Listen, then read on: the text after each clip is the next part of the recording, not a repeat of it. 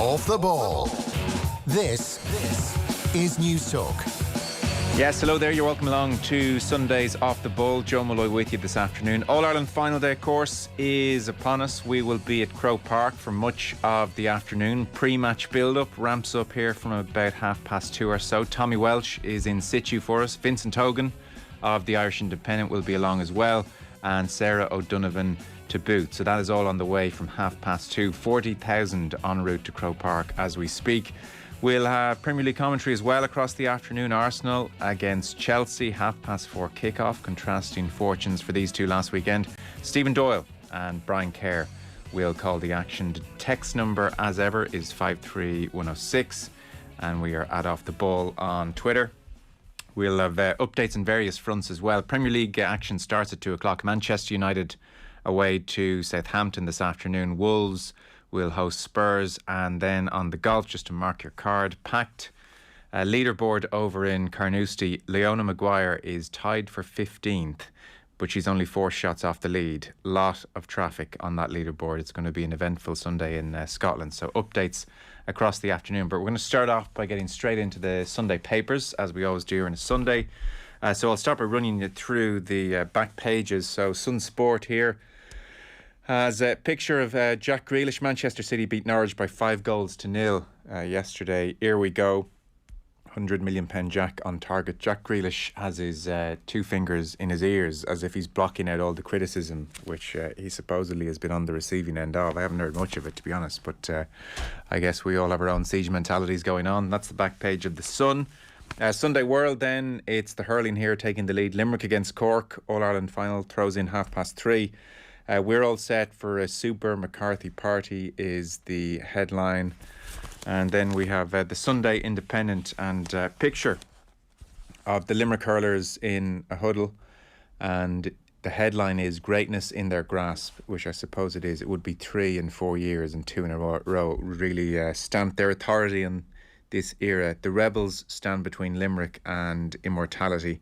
And then beneath that, a story by Matt Law, 100 million pound Rice priced out of move to top 4 clubs. So it seems Declan Rice pretty unhappy with West Ham. He was looking to move away, says the piece. Spending his summer with England players who are playing for top 4 clubs only furthered his interest in playing Champions League football, and he's not too happy because West Ham slapped a 100 million pound price tag on him, which he felt priced him out of any kind of move. So he's 22 years of age, Declan Rice, and he still has, well, in effect 3 years. He has this year and then another 2 to go on the contract. So West Ham holding all the aces, so they slapped 100 million pound price tag on him, and he has gone nowhere. The back page of the Mail on Sunday then, they're going all out on the hurling. It's Empire Strikes Back, revitalised rebels to use the force of history as they seek to end Limerick's dominant rule. And they boast inside preview special, O'Dignan, with Ben O'Connor, Kyle Hayes and much more. And then beneath that, Leona Maguire, who I just mentioned, Leona's major push. Maguire primed for final day surge at Carnoustie, which would be quite something. She's been in brilliant form of late. We have the Sunday Times picture of Jack Grealish, this time hands not in the ears, just celebrating yesterday. He's up and running. Grealish scores on home City debut in 5-0 demolition of Norwich. 2 stories beneath that in the Sunday Times front page. Kane could feature for Tottenham at Wolves, so it seems he's in the squad, has travelled to Molyneux and should feature. He's been training with the team this week. And then over on the right-hand side, Duffy reborn at Brighton. This is Shane Duffy, who had a goal and a man of the match performance yesterday. Graham Potter says he's delighted for him. I'm really happy for Shane. He's had a really, really tough year on and off the pitch, said Potter, in reference to the sudden death of Duffy's father, Brian, at the age of 53.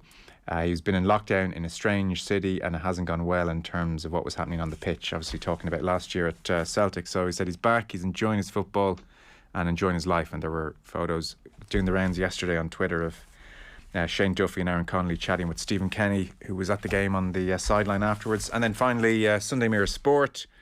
Oh yeah, very sad news this. Terry McDermott, exclusive on the back page here of the Mirror.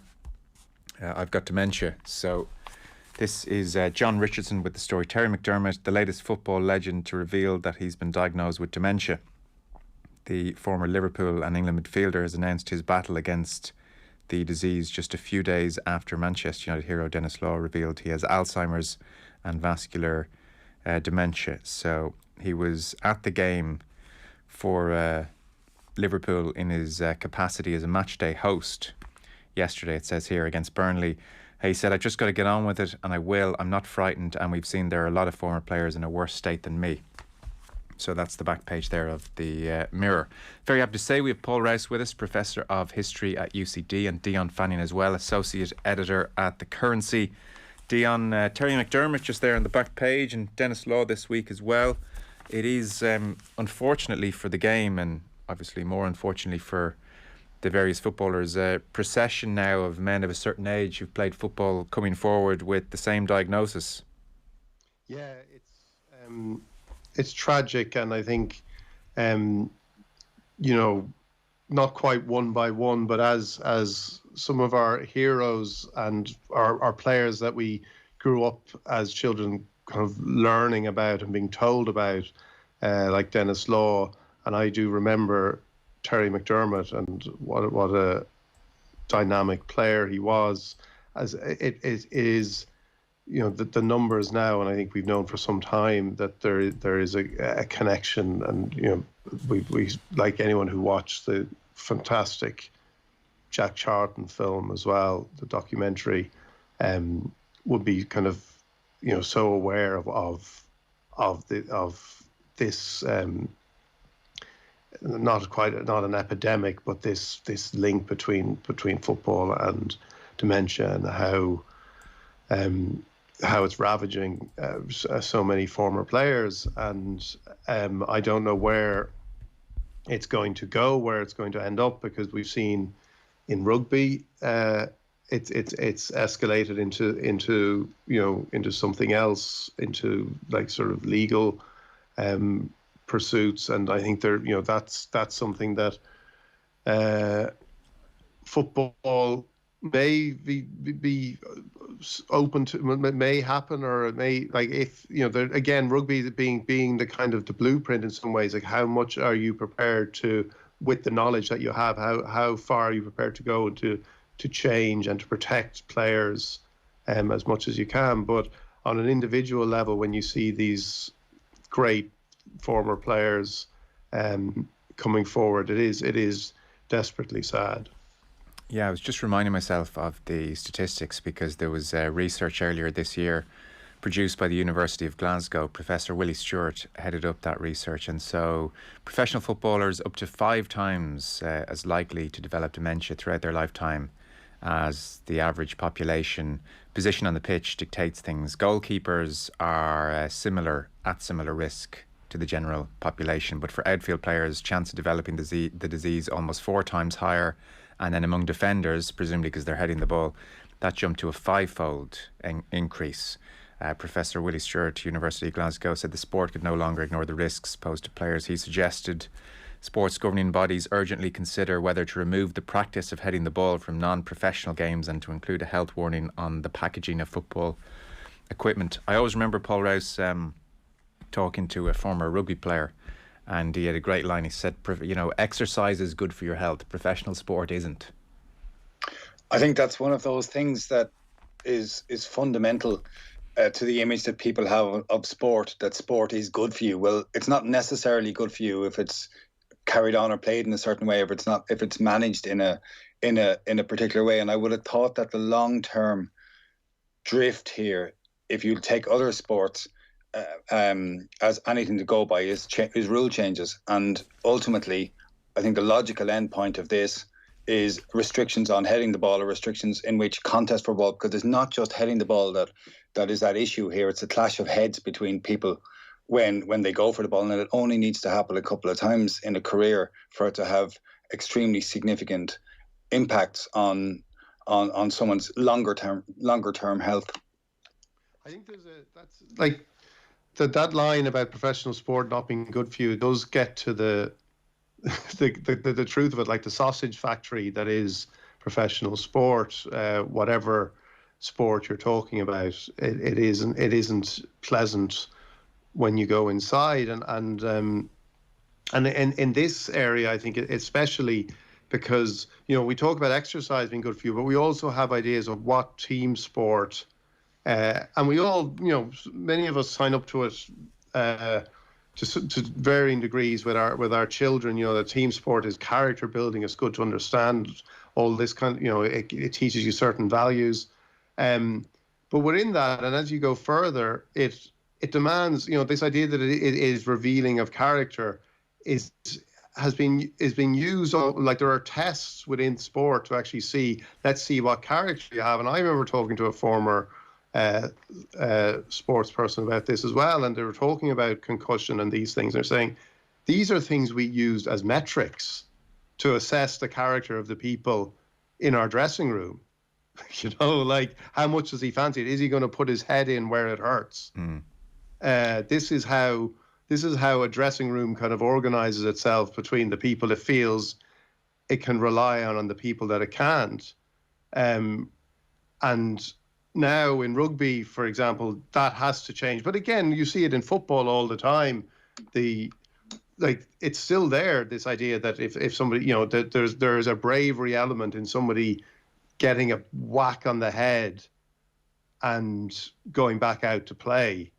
And that is deep, that is hardwired within the culture, and breaking that. And look, if you go back to Terry Butcher in England in '87, I think it was, against Yugoslavia, and coming off the pitch with the bloodied headband, and that was character.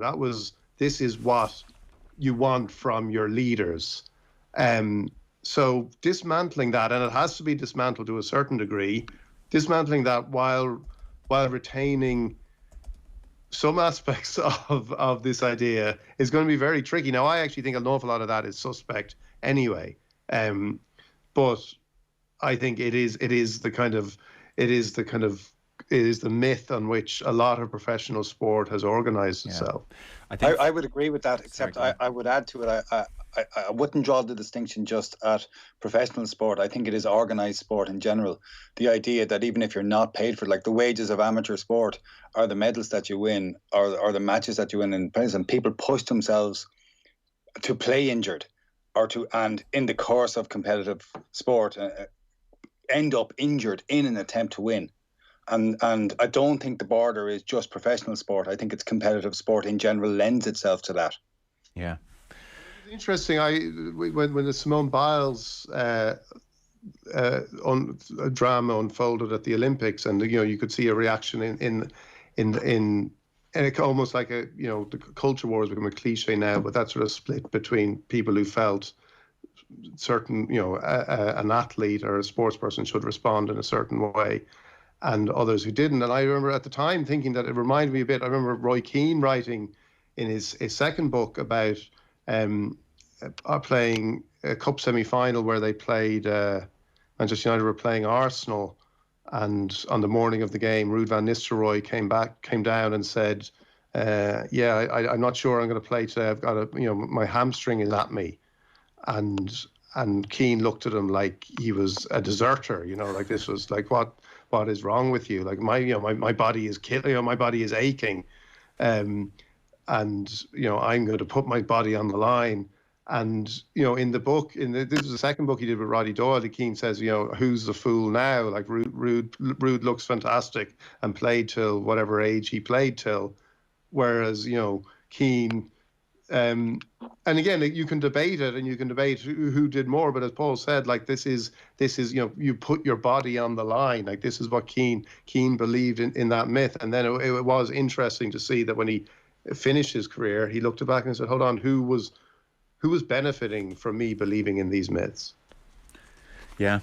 Well, Terry McDermott there on the back page of the Mirror, just as you were talking, by the way, about the various sports. I mean, football does not have its house in order on this issue still, even with this procession of former players coming out now, and even with the science I just quoted at the top of the show from the University of Glasgow. I mean, you think of Euro 2020 and Benjamin Pavard was basically concussed on the pitch and got some treatment and continued playing. And this is a sport where, you're very likely to head the ball again. And he was saying even after the match, I mean, France sent him out to do interviews. They seemed to think there was so little of an issue here. If this was rugby, the player in question would not be let anywhere near the media. But Pavard's out there afterwards in the mix zone saying, I took a hell of a shock. I was a little knocked out for 10 to 15 seconds. After that, it was better. And he finished the game, you know. So football is miles behind, I think, when it comes to concussion. Even though they all signed a concussion charter at the start of that tournament, that happened under the full glare of the world's media.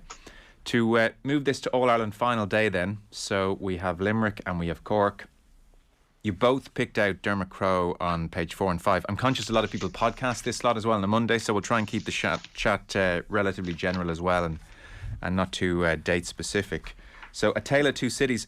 It's just a really good angle, really interesting piece, and you have two cities, I suppose, who had to get their house in order, and they were coming from maybe different tradition points. You know, Cork had let things slip from a one-time kind of golden era in the 70s, and Limerick were trying to get things going almost for the first time in what was very much a football city and a rugby city. So Dermot Crowe here in the Sunday Independent spoke to various people who've been involved over the last decade, and it does seem the last decade has been key in both cities.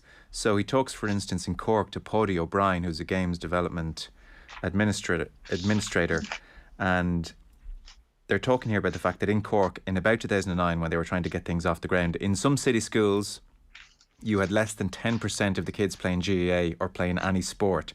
That's where we started. We started in the schools. We got the coaches upskilled.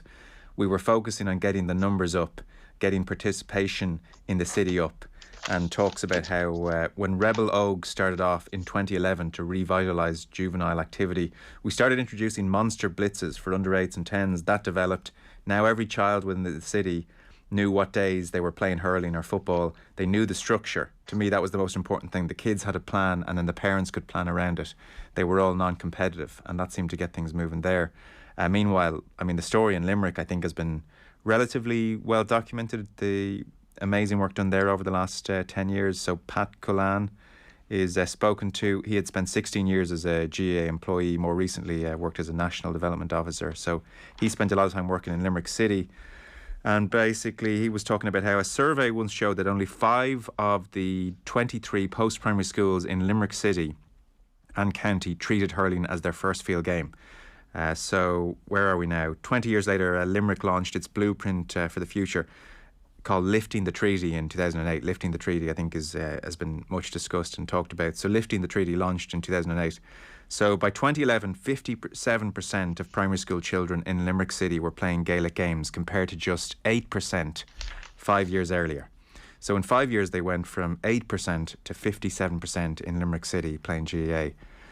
When Cullan was appointed in 2005, just 8 of the city's primary schools competed in the under-10 hurling games programme.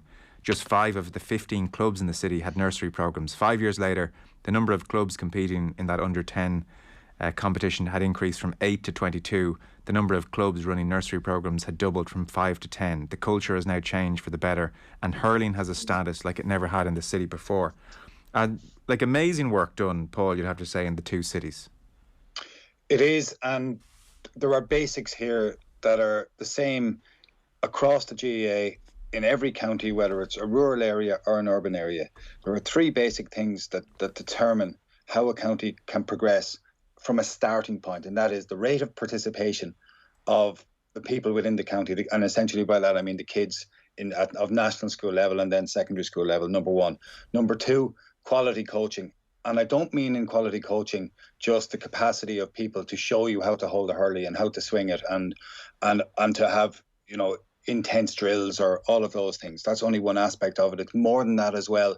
It's the ability to inspire kids to go away and practice themselves, because what you do in that hour that you have a kid twice a week is not going to make them proficient at the sport. You have to inspire an interest in the game. So you get participation, you get adequate coaching of a different level, and number 3, you have to have a games program. And the story of Cork and Limerick are ahead of Cork in this and in their cycle, is the story of the provision, first of all, of those 3 things. And they are the bedrock of what any significant, successful county tries to do when it rejuvenates itself. And it is very, very hard to do this in urban areas. And you have to look, for example, at inner city Dublin. Look at the area between the canals. On the north side, there's work going on with St. Brendan's GAA club on the north side, and on the south side between the canals, there's Kevin's Hurling club. And after that, there is nowhere near adequate provision for the number of kids who are in urban areas. And you ask why that is. Well, partly it's to do with a grounds infrastructure, places to play, number one. Number two, the focus within many GAA areas has been a shift to the widening middle classes. And that's just a simple fact if you look at it around the place. And if you look at the success of Dublin GAA in the last while, it is driven by kind of powerhouse clubs in middle class areas. And the story, though, in Limerick and Cork, it's really interesting that Pat should say that hurling now has a status in the city that it never had before. Well, that's a tribute to work of investment and time, and also the commitment of money to do that, because you cannot do that without money being put to resource schools, to resource playing grounds, and to pay for the people to go into those schools and to upskill teachers and everything that goes around it.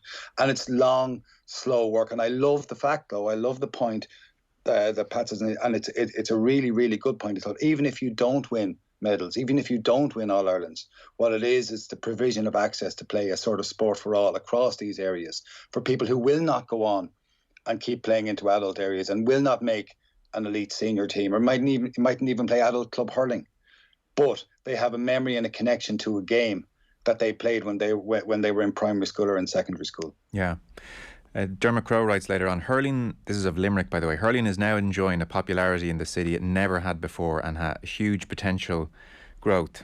When Munster began their Heineken Cup campaign last year, shortly after Limerick regained the All-Ireland, just two of the team, Conor Murray and Keith Earls, were from Limerick. The decline of the AIL has impacted on rugby's welfare and wider appeal. Hurling's made significant inroads in Castle Troy College, where rugby has a strong presence, and Ardscoil Reach, the alma mater of Paul O'Connell. They won 5 Harty Cups that produced some of the best Limerick hurlers of recent times. Dion, you picked out this piece as well. It was a nice angle on the approach, or a nice angle to take in advance of the final. Yeah, and I think what the passage you quoted there, Joe, is interesting as well, because it does. It starts off with a quote just above that from Mick Graham, who says, "Limerick is a soccer city. They can say what they want about Limerick hurling and Munster rugby, but Limerick is a garrison town, and soccer is the number one sport in the inner city, and we are an inner city club." And then it goes on at that point, that piece you mentioned there about the only 2 players from Limerick on the when Munster began their Heineken Cup campaign last year, and that feeds into what Paul was talking about too. I think about, people say, and it goes back to what we were talking about at the beginning of the show, people talk about it's not about success, and there is very strong case made throughout this piece for, it is about getting people to play especially in those inner city areas, and it's not about medals. But without that success, how successful can that be, if you like? Because, I wonder, when you look at like Limerick rugby there, and you talk about that, like the fact that, Munster would have obviously had a huge resonance and resonated deeply in the city of Limerick, but it can also shift with the shift away. When players aren't necessarily from Limerick, does that identity dilute in any way? I don't know. Like Limerick being a soccer city, that's fine, but like soccer is, I think, like the places that are traditionally soccer cities are struggling in Ireland in terms of growth in certain degrees, because we don't have you don't have in soccer those identifiable success stories, because it's harder to be a success for an Irish footballer. So like the hurling sides are well placed. Limerick hurlers are well placed to kind of fill that void, if you like, and become the role models and the success stories for future generations. So I don't know if it is possible without that success. And I know you said, and it is an interesting, like it's a very, very detailed piece. And I know, as you said, Joe, this has been covered before a lot, and it is mentioned a lot, and it has been covered. I do find it interesting that JP McManus isn't mentioned in this piece, because like how how much of Limerick's success would have been possible without JP McManus. And when we talk about, when Paul talks about how many, this is what every county has to do, how many counties are able to do what Limerick are doing, what Cork are doing. You look at the picture that comes a piece, and you see it, and we'll see it today. Cork with Sports Direct on their jerseys. Like, these are superpower counties, and they all have access. Like, it was interesting. I was reading this week about Shane Lowry, and what he did for Offaly, and we saw them winning the under-20s last weekend. And I actually drove. I was down in Offaly last night, and I drove through past the Centre of Excellence there, and it's I've driven by it many times, and it is it's such a phenomenal facility. But he said, like, Shane Lowry has credited JP McManus for giving him the advice on how to help GAA in his county, and it was put good structures in place, invest in the underage, get the underage going. So without that backing, how many clubs are? And I don't know, coming as a an outsider in some degree, I don't know how many counties can do this. What's your sense of that, Paul? Yeah, it's a really good point about the importance of money, and in particular the importance in this instance of JP McManus's money. Every county, you have to have proper resourcing, and it's why I suppose I get a little bit annoyed when people talk about revised structures in championships, adult championships and senior inter-county championship, as if that's a fix to make things competitive. What that is that's the lipstick on the idea. What has to happen is proper resourcing of each county's, proper funding of coaching structures in each county. And Dion, of course, living the dream, being in Offaly on a Saturday night, but was in driving past the Centre of Excellence. That was funded over the course of many years of fundraising by a committee within the county who presented it debt-free. They raised money over a series of years and used it, and it's being used as a building block to come true. And the really interesting thing with Shane Lowry came on board basically at the start of this summer, and the players that have been produced through Offaly over the last 4 or 5 years through a proper strength and conditioning program, a proper skills program, proper development squads, and now a developing games program over the last while, because the manner in which Offaly is now being administered has been revolutionary in terms of what is now being proven possible in all of this. But why Shane Lowry matters is not just because he has donated some money. It's because him being associated with it has added to the profile of it and has brought other people in who now want to work and now themselves want to contribute. So it feeds on itself. And Dion's point is really well made about how if you get success locally, it can, for a local team, it can inspire people to get involved. There is no doubt there's no doubt that is the case. What it does, though, is it makes the job easier. Look at it this way. Cork GAA fell into a slump at the very moment when its team was winning All-Irelands at the beginning of the new millennium, because the structures weren't there, because the work was not done from the future. So it's not the success in itself that allows this to happen. It's the ongoing work, and it can never stop. And the minute it stopped, Offaly basically collapsed for 20 years because of the really poor way in which the county was run in terms of the provision of a games program at underage level and at senior level. And without the proper provision of a games program, you are absolutely at nothing, and you do not have widespread engagement with any sport. Yeah. The other thing about that is, and the other interesting point about that is, reading that Dermot's piece, it reminded me of lots of pieces I've read in football over the years about how clubs have done it, what they're doing. You can read about Manchester City in some degree, and that would definitely be a club that's doing it because of the money that's available. But there is also a convergence of factors, including luck. Like, how many articles did we read 15 years ago about La Masia and the Barcelona Academy and what they were doing, and how great they were? And I remember going to Clairefontaine in outside Paris, and writing about the miracle of this place that seems to produce endless footballers. And yet, La Masia being the perfect example, there was also a moment in time when a certain group of people and footballers came together and produced this wonderful side. And it doesn't.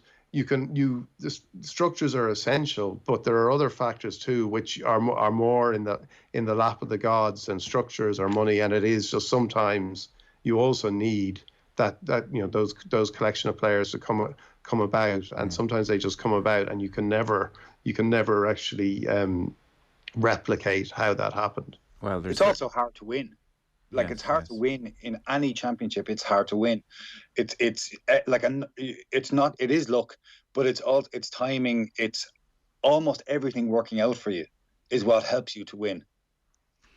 Well, Limerick's luck is in at the moment, so we'll see how that goes this afternoon. Like I said, there's a whole range of pieces. There's a very good piece Dennis Walsh has written on Patrick Horgan. It would be great in many ways to see his career capped off with an All-Ireland. He'll probably be the all-time championship top scorer by the end of next season.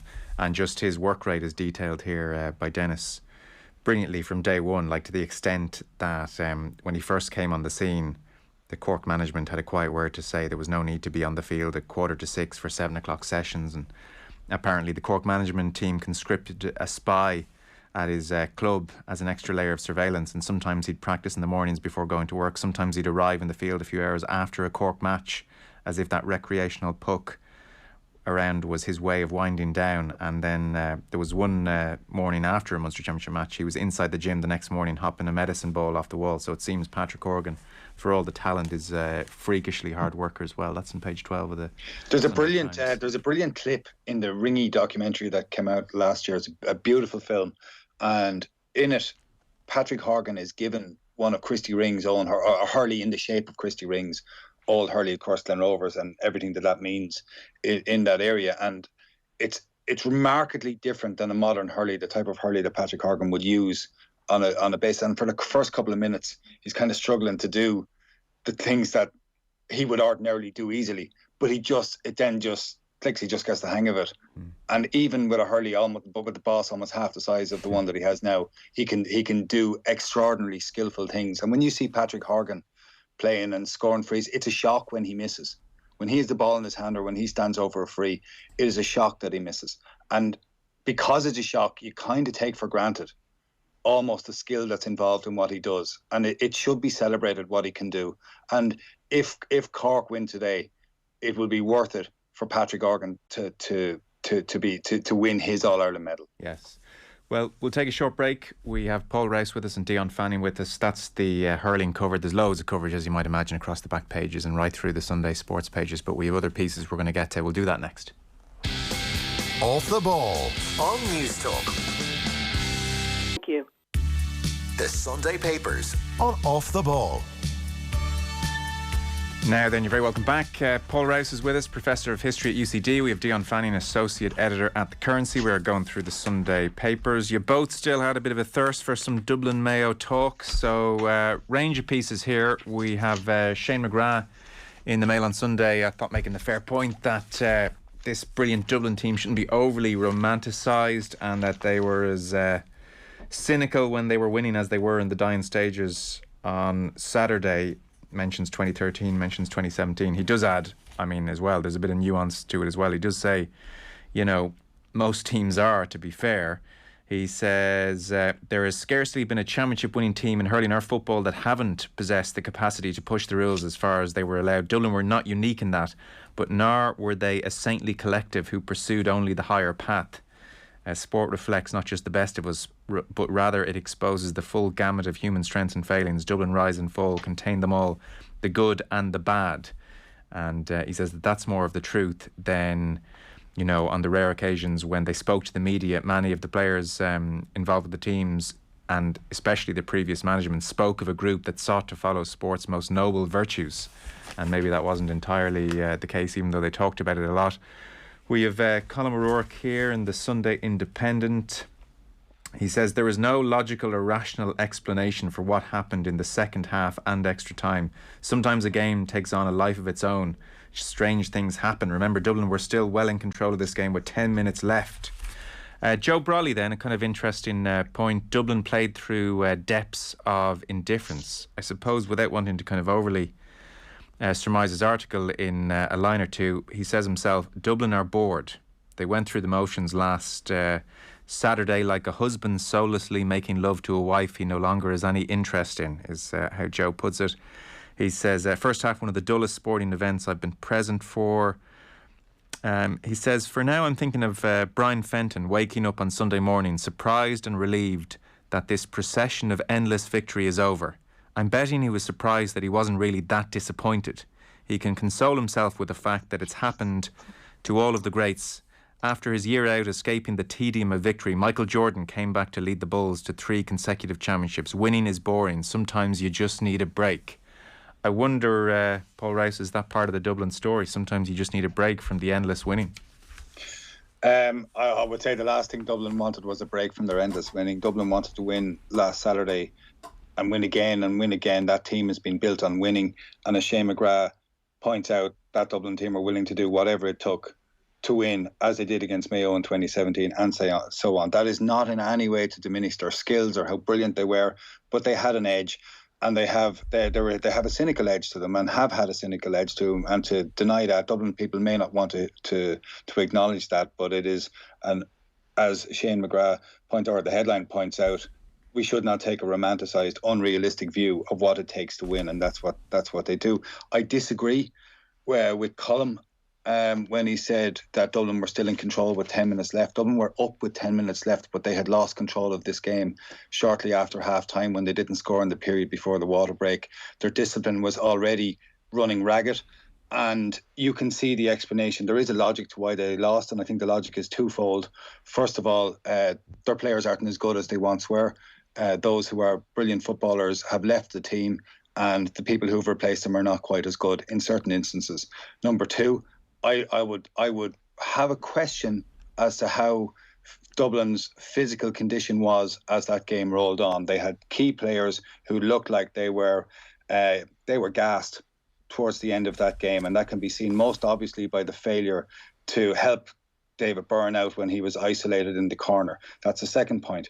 Number three, there's a logic to why Mayo scored, and the logic is that 17 of Mayo's points 12 of the 17 of Mayo's points came from turnovers that they took from Dublin.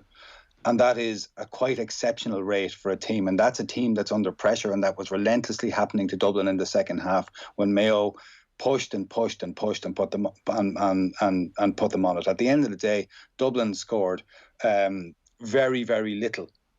Basically 2 points in the last 60 minutes of football. Essentially 3 points in the last 60 minutes of football. It was they were hounded from the halftime break over, and ultimately they cracked. And it happens to teams, is not to gainsay their achievement. They're the best team ever to play Gaelic football, who had in their ranks some of the best players, and still have in their ranks, by the way, some of the best players ever to play Gaelic football. But Mayo hounded them out of it, and there is a logic to that. Point 4, not really mentioned here in either piece, by the way, just seeing as we've O'Rourke and Brolly open. Management. They've lost one of the great management teams, surely, of all time. I mean, when Manchester United lost Alex Ferguson, these pages would have been talking at length about David Moyes. And that's not I don't want to discount the championship win last year, but there is, some caveats that come with that championship win last year. I mean, the only kind of real reference to Dublin management is Colm O'Rourke, where he says, with the benefit of hindsight, it's easy to see that all was not well with Dublin. The breach of COVID regulations, the Cluxton affair, others leaving the panel showed that everything in the garden was not rosy. So that surely is the other point here, Paul. I mean, they've lost Gavin and Sherlock and all the experience and the brains trust there, and the verdict is not in on the new management team yet. The one word that I think is most associated with Dublin football over the last 6 years is control. They controlled the story off the field. They controlled the game on the field. They were just better than everybody else. And they felt like they were always in control of the game.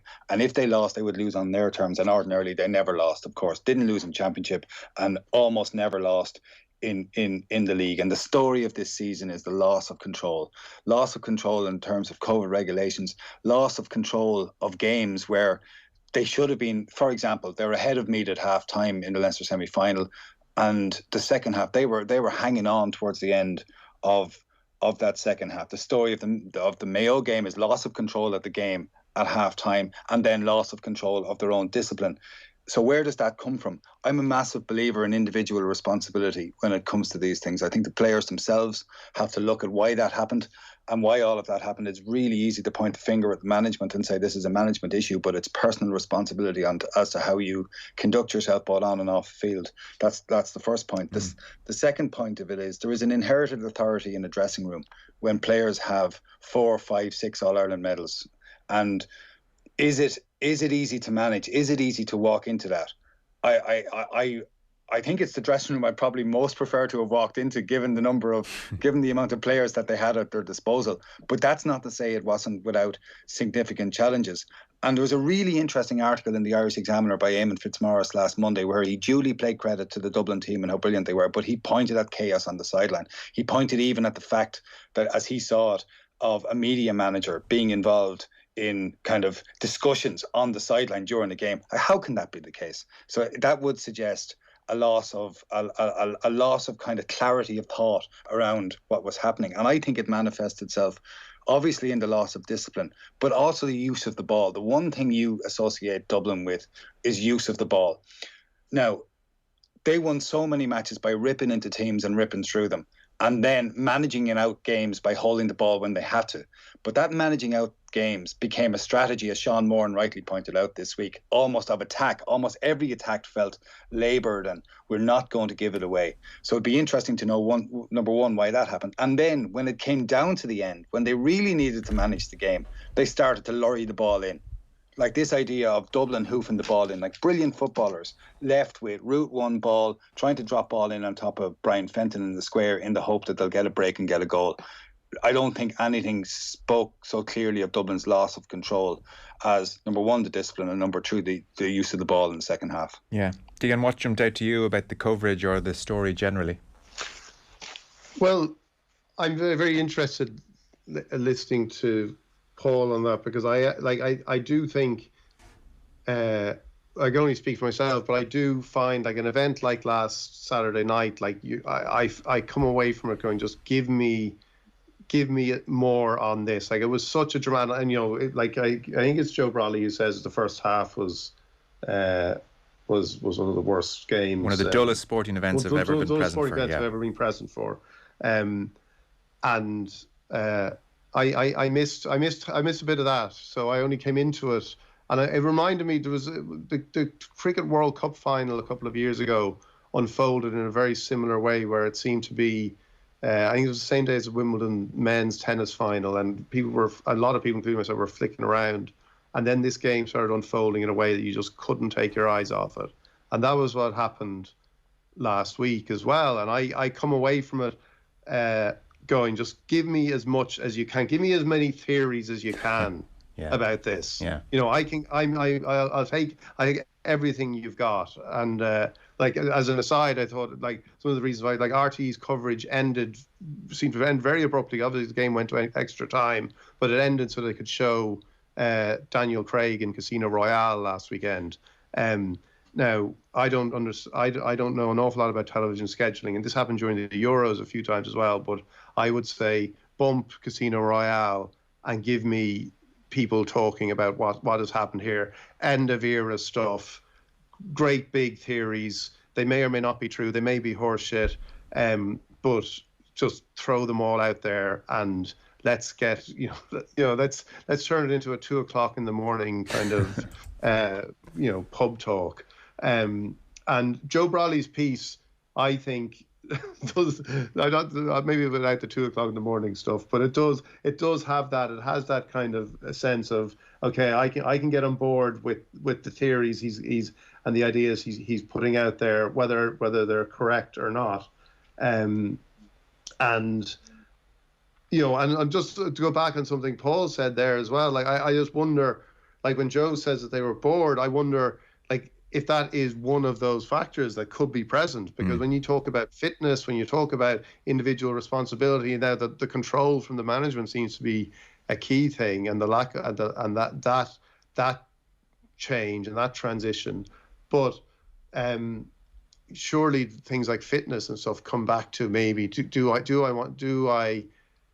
do I have the appetite to go and do all the things I had to do? I've done the last 5-6 years. Do I do all that again? And often, Dion, for just 1 to 2 games a year. Just 1 to 2 thrilling occasions. You're giving up the previous 6, 7, 8, 9 months for a final, maybe, and a semi-final as well. But a lot of it was fairly dull, I would think, to go through the motions in Leinster. And then when you're doing it in COVID and all the COVID, and I actually thought that COVID story was like they broke the regulations, but I thought there's been many ridiculous outrages during this thing, and that was one of them, because they weren't defined as elite sport, they weren't allowed to be training. Now, fine, but it was damaging. But again, this is. And the GAA has been driven, and to go back to, again, to link it into what we talked about before, is driven by this sort of arms race in terms of fitness. We're going to be training at 9 o'clock on Christmas morning. Well, screw you, we'll be training at 5 a.m. on Christmas morning. Well, that's nothing. We're going to train all through the night on Christmas Eve. You know what I mean? It's just this arms race has kind of driven the GAA. But actually, an awful lot of time, I think. Not necessarily. I think you look back and go, hold on, was that of any benefit to us? Was that smart, or was it just like macho posturing because we wanted to be seen to be doing more than other people? But I think that there was definitely a weariness about having to do this again. To go back to your point, Joe, I also think, and it's amazing, and we've all done this. This game went to extra time. Dublin could have won this game. Mayo came back. We could be sitting here saying Dublin got away with it. All these things, and yet, and I have, as I said, I have no problem with this. I want as much of this as possible, and yet we pin so many grand theories and great ideas onto a defeat, which was marked. In the end, it was comprehensive, and in the end, it all seemed to make sense, but it didn't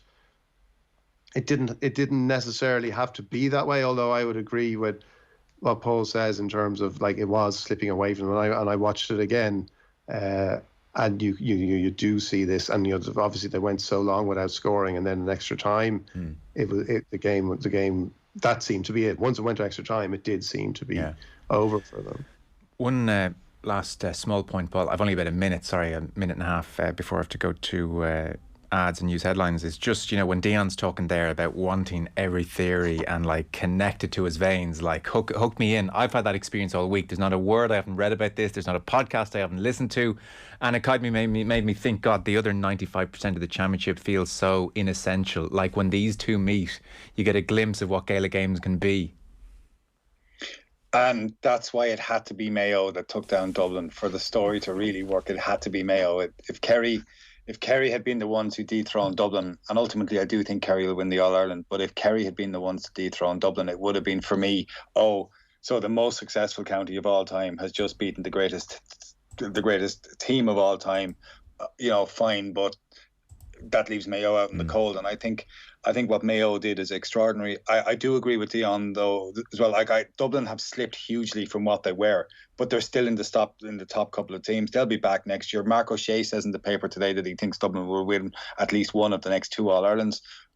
They won't go 2 years, but I wonder whether that's true. But the extreme reactions are really interesting. If Rob Henley had missed the retake, people would have been saying, typical Mayo, heroic effort, but they come up short again. Yes, again. And the Dublin are efficient, and they find a way, and they just get it done. But instead now it's about how Dublin had a meltdown, how Mayo, young players are fearless and all that. Sorry, I didn't give you enough time. I shouldn't have asked that question there. Short break, back with Paul and Dion in just a second. The Sunday Papers on Off the Ball. Welcome back. We'll be over to Croke Park this hour, starting our build-up to the hurling final. Tommy Welch and Vinnie Hogan are standing by. Sarah O'Donovan is going to check in as well. We have Paul Rouse and Dion Fanning here looking through the Sunday Papers. I rudely cut you off there, Paul. Had to go to ads and news headlines, but you were talking about, will Dublin win another All-Ireland very soon? What's your own personal feeling as we wrap up on the GAA? Do you think Dublin will bounce back quite quickly here, or some kind of slump maybe to ensue?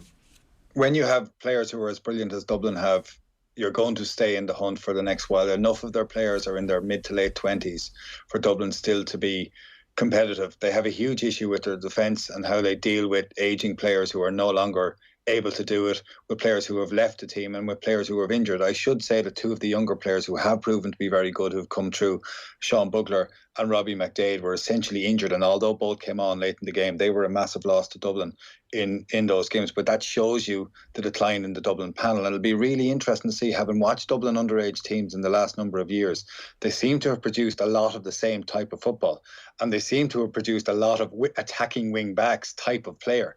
And that's all fine, but it's not clear where the next X factor player is. And you can see with Dublin over the last number of years, what won Dublin in the All-Irelands, yes, it's the system, yes, it was the structure and the organisation, but they had players who were generationally brilliant who are now gone.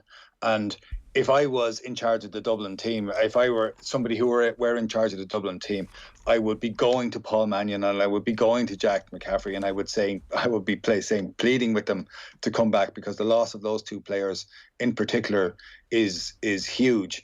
But again, it's nothing is inevitable in this. Nothing is given in this. Kerry have built a great team, but Kerry still have to get by Tyrone next weekend. And then I think if they get to the final, I do see them beating Mayo, but Mayo too have improved enormously and have room for improvement in the final, because for all that last Saturday was thrilling, when you look at the raw stats of the game, and there were brilliant stats produced by Johnny Bradley in RTE, which is going, and they're the stats which I presume Pat Spillane quoted from in the Sunday World today when he was giving out his stats. They show how poor Mayo were in sections of the game, in giving turnovers to Dublin, in missing really easy scoreable chances through the game. So Mayo have space to improve, and they're really going to have to be much better in the final than they were against Dublin last Saturday.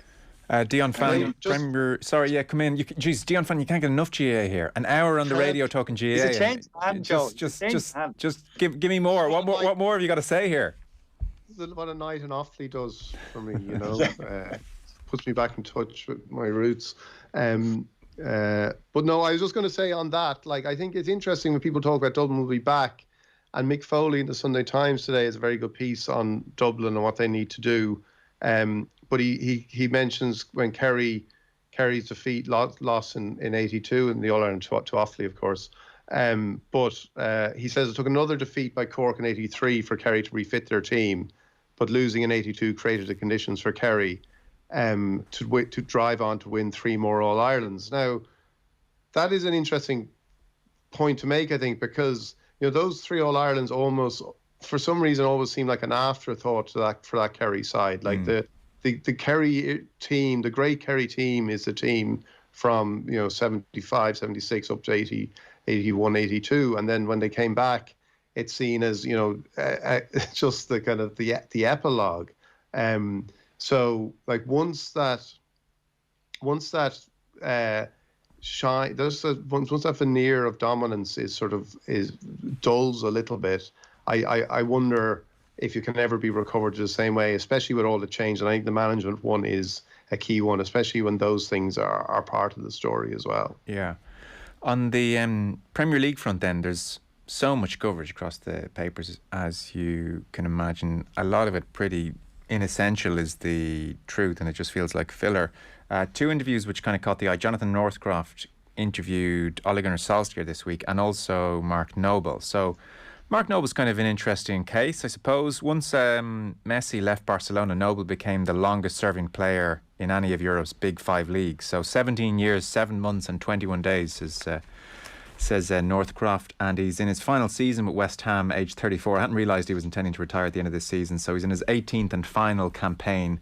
On the first day of pre-season, his wife Carly texted him and says, "Whatever happens, Mark, just try and enjoy this year." And there's some interesting bits and pieces here, some nice memories of growing up supporting West Ham. And he calls his dad, also called Mark, on the way in and out of training every day, which is kind of nice thought, nice touch, and talks about going to Upton Park when he was younger. "My mate's girlfriend's elder sister worked behind the kiosk, and it's probably terrible to say it," he says, "but I used to give her a $5 for a hot dog and she used to give me a $10 change. It was a great way of going to school with some extra money in my pocket." And it seems like he comes across as a very decent fella here. So for instance, when they were relegated, he had lots of offers to go, but he wanted to stay. He said, you can move around different clubs and get a bit of money, but I've created history at this club. In March, on his day off, Noble drove to Norwich to watch West Ham under-18s in the FA Youth Cup. He remembers as an academy lad buzzing whenever a first-team player took an interest. Noble visits the West Ham academy every day, gets to know the kids and their parents. And then of the pandemic, Jonathan Northcroft writes, the pandemic brought the biggest challenges of his captaincy. I was worried so much about the staff. I was worried about my players. We were doing charity stuff with the captains and my own charity. Then Northcroft says Noble donated £35,000 sterling to help vulnerable, isolated people in the area. His wife told him she barely saw him during the pandemic. He was on Zoom screens all the time. Northcroft says Noble led the players in a wage deferral to protect the jobs of ordinary workers at West Ham. Moyes and Cairnbrady, they all took a 30% wage cut. He says there was no way I was walking back into the canteen after lockdown and seeing our kitchen staff or physios taking pay cuts given the money that we're all on. And of his wife, we've been together since we were 13, 14. We're from the same upbringing. My mum and her mum were friends when they were kids. She's phenomenal. I probably don't tell her enough, and maybe she can read this now and will know. So I thought that was a great insight, really, in so much as you'll get to Premier League players, into Mark Noble. The Solskjaer one felt a bit more of a missed opportunity to me, I have to say. It's to mark the 25-year anniversary of his, I guess, senior debut and first goal for Manchester United. And you know, when he first arrived at the club, Ferguson told him he'd be in the reserves for 6 months, and then on his first reserve game he scored 2 and won a penalty, and United had some injury problems, and so he was on the bench against Blackburn, came off the bench, scored after 6 minutes and ended that season with 19 goals. It was kind of him and Cantona who started most of those games. Like, they don't get into current day Manchester United, which is fair enough, I suppose. Is it fair enough, Joe? Yeah, well, I would say if that's the premise of United. if that's the premise of the interview, and I suspect that's how it was agreed, you know, let's mark the 25-year anniversary, then I sort of get it. And you could argue he's talking about Manchester United day in, day out. So, but he's a manager of Manchester United. Like, if Ole Gunnar Solskjaer is a former player, if this was Andy Cole or if this was Teddy Sheringham or whatever, great. And this is it seems to me the glass ceiling that Ole Gunnar Solskjaer is going to keep hitting, that he is there as a glorified mascot, as this great connection to the past, without actually ever anyone saying, like, what is your, can you imagine an interview like this with Pep Guardiola? Yeah, I kind of could. Can you really, without actually saying, let's talk about your management now, let's talk about your ideas and the fact that you're one of the great visionaries, for better or for worse, you are an obsessive football manager. I could imagine Pep doing, for instance, like let's talk about Euro 90, or let's talk about the European Cup final of 92, and let's do a piece on that. I mean, I sort of can. Yeah. I do take your point as well. I think you could, but I also maybe 25 years on from scoring against Blackburn is a bit of a stretch. But you would also know that he's coming with, you could do it, but you'd also know that Guardiola is coming with this weight of a managerial CV. He's proven. Like, this is the point. Yeah, let me rephrase that. He has proven himself. I think as a manager, Ole Gunnar Solskjaer should be doing everything possible to make people forget that he just played for Manchester United. And that is really, that's. I'm not sure, Dion. I've got my argument.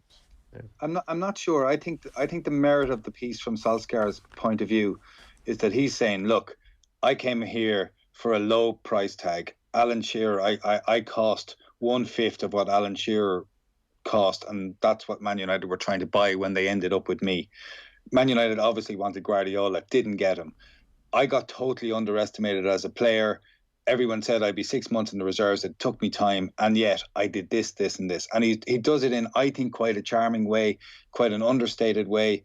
And I do take the point that it's based along a time it's based about him as a player rather than as a manager. I presume that's the premise on which he agreed to do the piece for Jonathan Northcroft. But I do think the great failure of the piece, and I do agree with you, Joe, that I think it's a hugely missed opportunity, is it talks about the field and what happened on the field, and it never really goes in to what happened off the field. Like, there's a line there about how his parents didn't come to the Champions League final because they were people who were, they weren't that type of people. They preferred hard work and they worked themselves, and they didn't feel the need to travel and take a day off work. And I think there's something interesting in that, and you've referred to that yourself.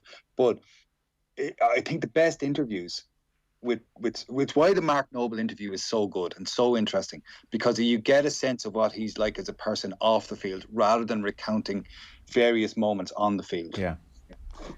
Yeah, I must say, I thought it was, in that respect, okay, if we accept the premise it's going to be about 25 years since you scored on your United debut and it's to mark the anniversary, we accept the premise, although I get what you're saying, Dion, as well. But once you get into it, like, it's just a couple of times I'm thinking, oh man, like, we should really develop this and get to know him a bit better. So that point you mentioned, the fact they get on to the parents not being at the Champions League final by mentioning that, well, the parents weren't there for the debut either. His then girlfriend, now wife, was. But then Northcroft says, then again, nor did his parents attend the 99 Champions League final. As unfussy, down-to-earth people with jobs, they regarded taking days off work as an indulgence. My mother and father were at home just watching it on telly. That's the best way for the old guard. Keep it low key, is what Solskjaer says. And I just kind of thought there, like, that's a real stop the presses moment. Like, so suddenly I want to know, are your parents big football fans? Like, would your dad come to many games? What if it turns out his dad's only been to 10 games, you know? Did you try and get them to come to the Champions League final? Are they still alive?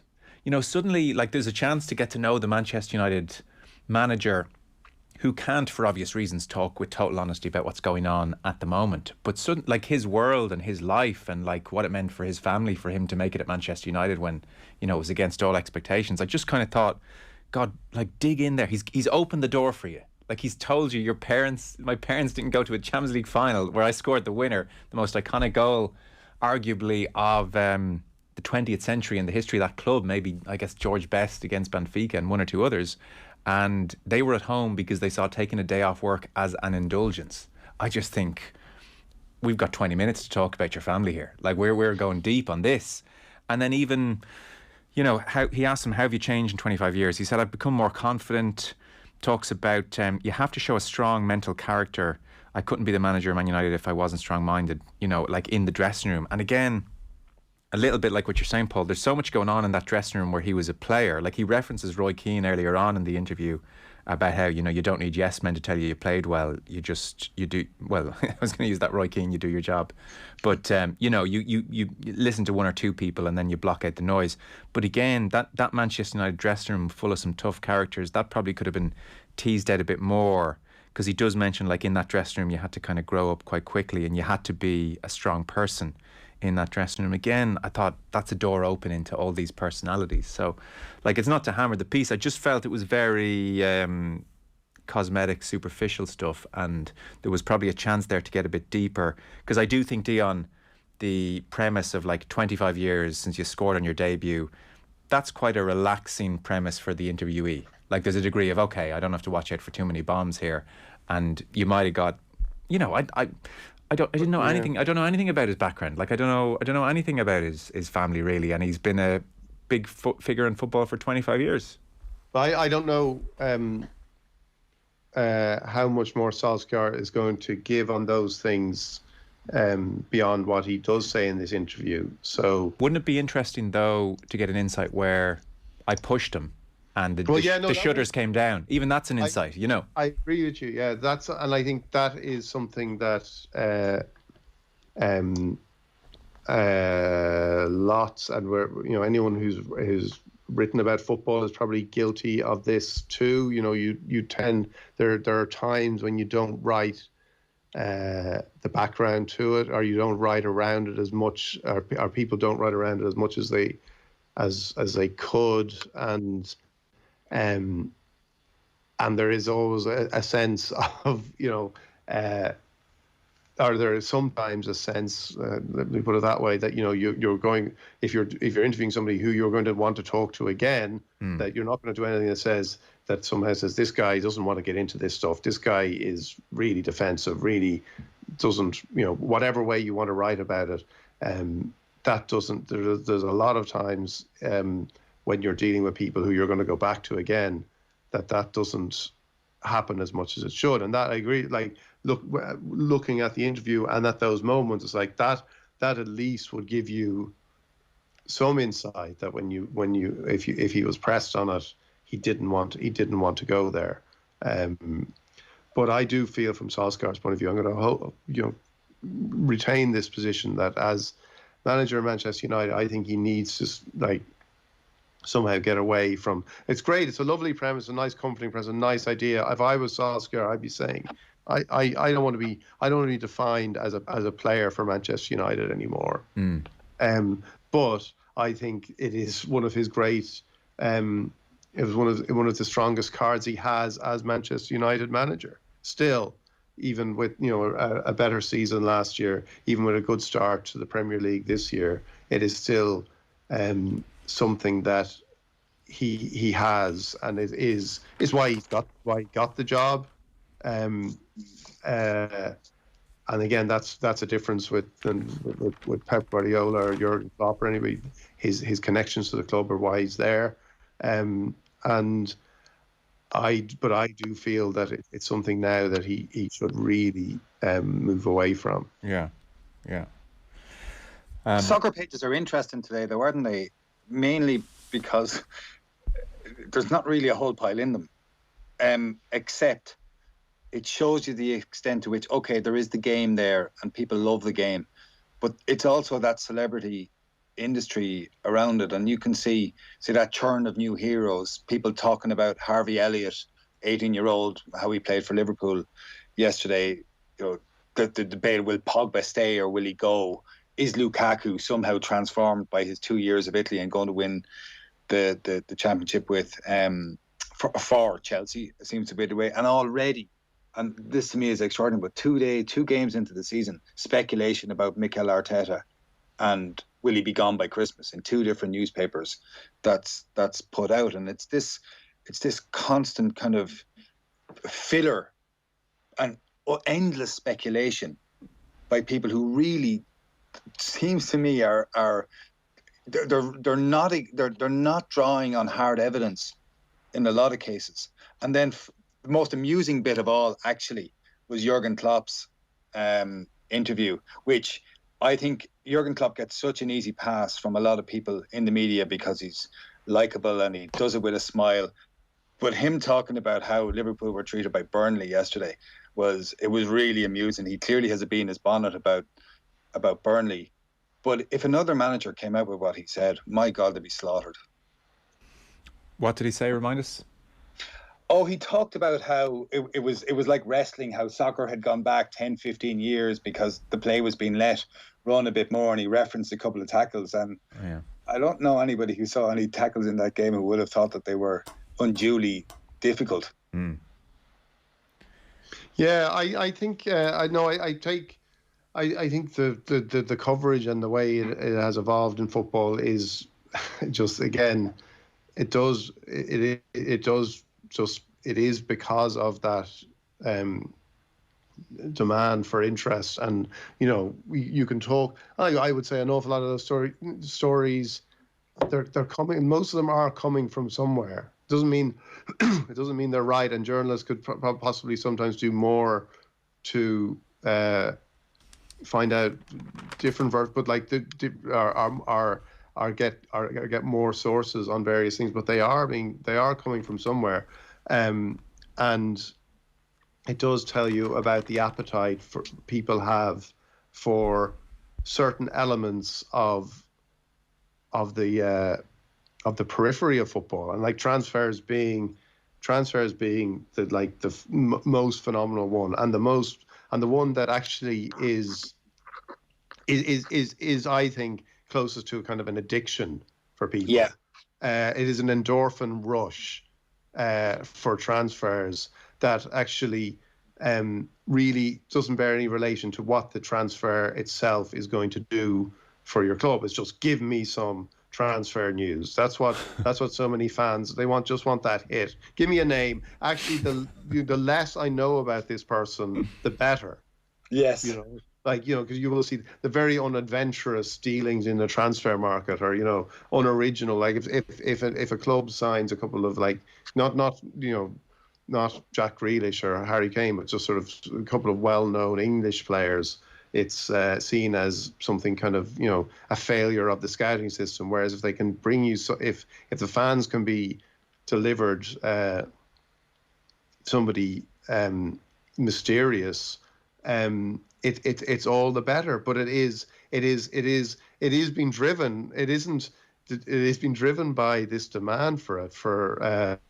Isn't the famous? I'm not going to.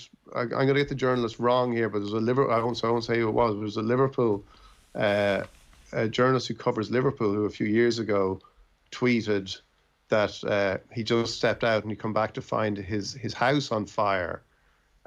His house was literally on fire, and the first reply to it was, "Any news on Suarez?" Yeah, and that's it. Like, it's like, just give me what I want here, which is some news on some transfer news, in, out, whatever. And at this time of the season, with the transfer window still open, it does Harry Kane, all those things. It does play a huge part in it. And it's fascinating, right? And it sells hope to people. And if you I think my favorite website at the moment, or favorite story, which every day, and you're right, Dion, there's an addiction to it. BBC Sport aggregate the transfer stories from across the British newspapers and beyond on a day on their transfer latest thing, and it basically gives you a redux version of every possible transfer that may or may not take place. And there is something absolutely compelling about the endless speculation. But you can't help yourself. Like, there are Twitter accounts that we all probably know that aren't in any way legitimate, that deal in transfer rumors. But once they put it into your head, it's like Googling an illness. Once you put it into your head, you're like, oh God, maybe I do have that. Or maybe, like, Arsenal ready to sign Messi or something, and you're like, oh, that's interesting, that could work. And it just needs to appear ridiculously anywhere, and it kind of it does something. It just provides a little endorphin kick, and it doesn't last very long, and it's like, give me another one. And so I think it was John Henry, when he bought Liverpool, whenever in 2010 or 2011, he did say, you can always recover. You can recover from the players you don't sign a lot better than you can recover from the players you do.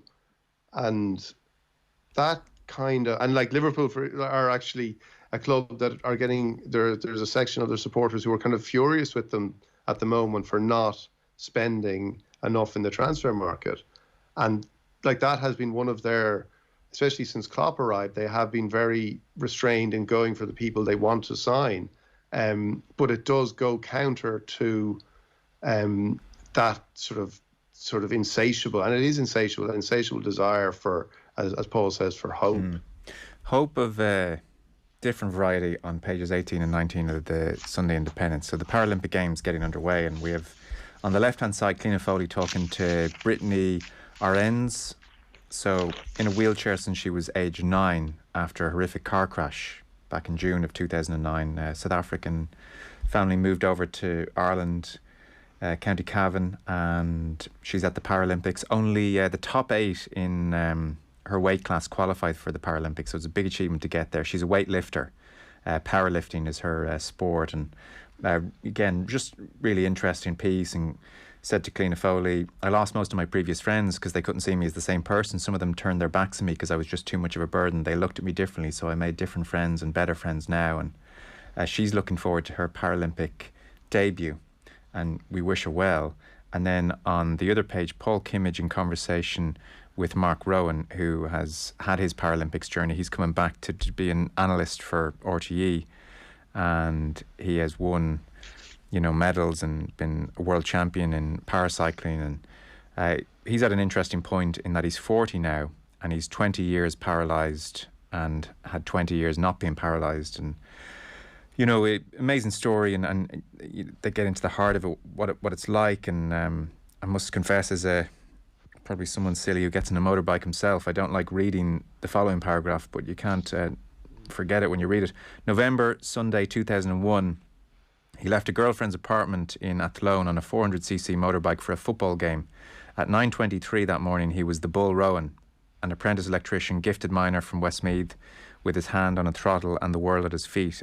At 9:24, he was a limp piece of meat swinging from a tree, 4 crushed vertebrae, 4 compound fractures in his right leg, broken left foot, 4 broken ribs, a torn aorta, broken sternum, broken clavicle, and a bleed on his spinal cord.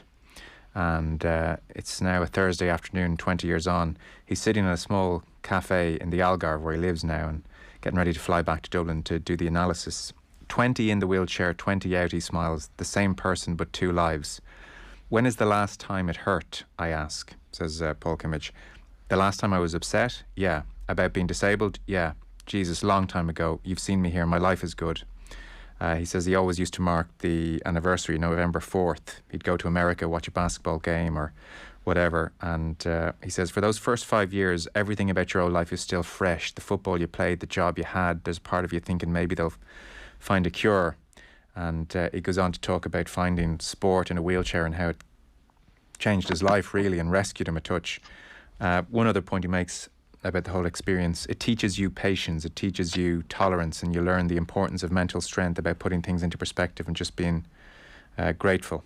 And so of the Paralympics, it's not about the medals, not about the superhero thing, it's about the 8-year-old in the wheelchair, the 13-year-old with a head injury, the 15-year-old who's just had a limb amputated, to help them live and hope. And I suppose, Paul, that's a far more interesting hope than transfer speculation in the Premier League. So we began this show talking about dementia and the impact, the adverse impact that sport has on people's lives, and this is the absolute opposite. The column or the story by Cliona Foley on Brittany Renze it's brilliant. It's extremely moving when someone spends a year in hospital and then it tells a story basically of the loss of friends and then life changing and finding a way through sport. You cannot but be moved. And when you turn to Paul Kimmage's article, Paul Kimmage, I think this is what he does best. How he gets into stories and lives behind just the actual sport and finds a different angle. He did it with Matt Hampson, the English rugby player, the under-21 player. People don't know the book. It's a book called Engage that Paul Kimmage did with Matt Hampson.